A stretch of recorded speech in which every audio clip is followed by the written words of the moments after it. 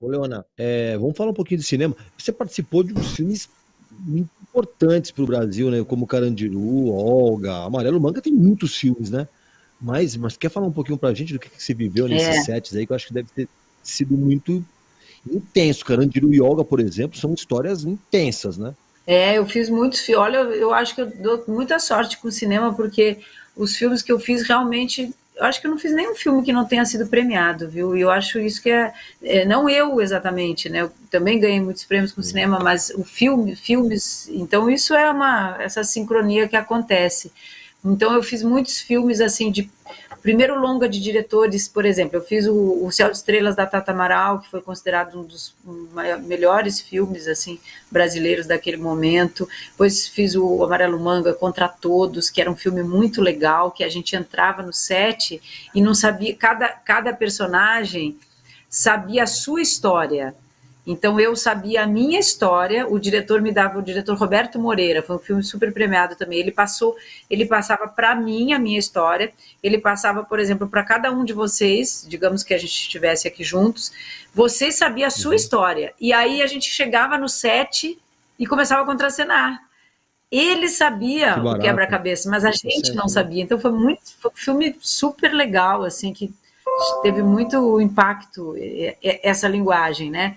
E aí fiz o Amarelo Manga, que foi o primeiro filme do Cláudio longa do Assis. Cláudio Assis, que foi premiadíssimo. E o Olha só. Amarelo Manga muito legal, porque o Amarelo Manga trouxe uma união da linguagem da ficção, porque é uma ficção, se passa em Recife, tem uma ficção de lá, mas tem muita linguagem documental também. Então ele pega a ficção, só que ele pega pessoas assim da rua.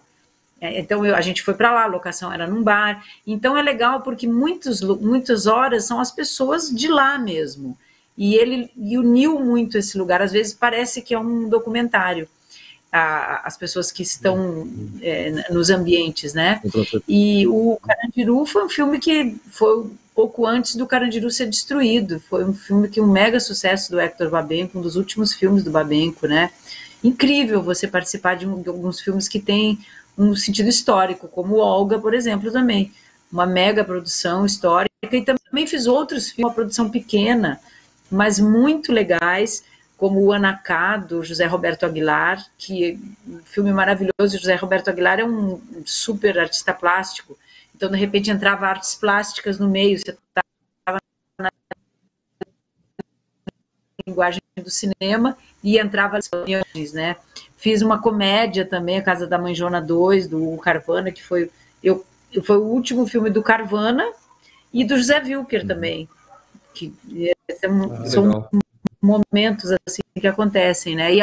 Mas eu tô com um agora que vai ser lançado, que é o Águas Selvagens, que é uma coprodução Brasil e Argentina, e que é um filme que fala de uma coisa assim muito séria, que é o tráfico de órgãos, né? Tráfico de pessoas.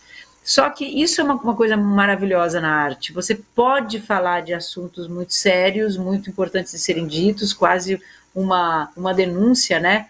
Mas com uma linguagem da Uhum. arte. Então, que a pessoa entra naquele universo, mas através de uma história ali que você se envolve emocionalmente, e tem uma fotografia linda. É um filme muito bacana que tem alguns atores argentinos e atores brasileiros. Ele deve estar. A gente passou agora por esse momento da pandemia, então o que acontece? Teve alguns festivais de cinema que foram virtuais, né? Vários festivais de cinema, não é que não teve, mas foram virtuais. E agora vai estrear nas salas de cinema também. Eu sou apaixonada por cinema, o cinema tem esse fascínio do audiovisual. Vou falar para vocês que o meu primeiro filme, O Céu de Estrelas, eu nunca tinha feito nada assim de câmera, né? Eu fazia teatro e não tinha feito televisão ainda.